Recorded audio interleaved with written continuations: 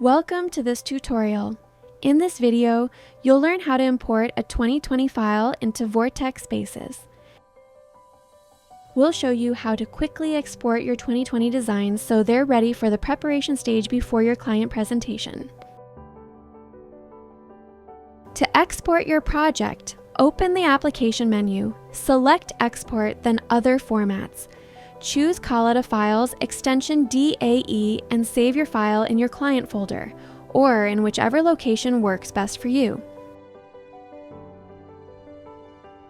At this point, you're ready to bring your project into VORTEK Spaces. Click on Add New Project. Browse to the folder where your 2020 project is saved.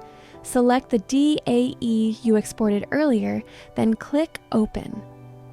In the Project Properties window, you can rename your project or keep the same name as the original DAE file.